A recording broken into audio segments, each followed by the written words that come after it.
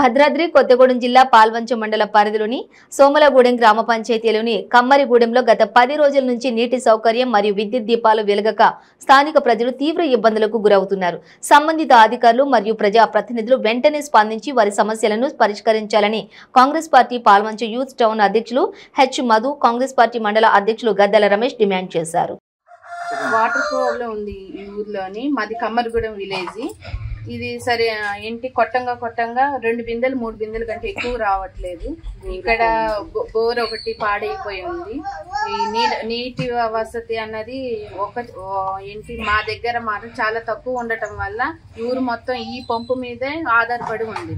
మళ్ళీ మా ఊర్లో రెండు బోర్లు ఉన్నాయి. అది సోమలగూడెం ఒకటి, మూడు పంచాయతీలకి ఈ 2 బోర్ల నుంచి వాటర్ సప్లై కావాలి.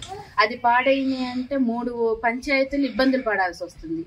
ఈ భగీరథ నీళ్లు బిందెన్నర 2 బిందెల కంటే ఎక్కువ రావట్లేదు. అది కాకుండా ఈ ఇళ్ల మీద నుంచి 11 kV లైన్ తీయటం వల్ల మాకు ఎక్కువ ఇబ్బంది పడుతున్నాం. ఆ లైన్ తెగి ఏమైనా ఇళ్ల మీద పడితే ఆ లైన్ కింద ఉన్న అన్ని ఇళ్లకి కనీసం 8-9 ఇళ్లు ఉన్నాయి. అందరికి ఇంటి ద్వారా లేదా ఎవరికైనా ప్రమాదం జరిగే అవకాశాలు ఉన్నాయి. కాబట్టి ఏమైనా మాకు సహాయం చేసి ఏమంటారు మా ఊరికి సంబంధించిన 11 kV లైన్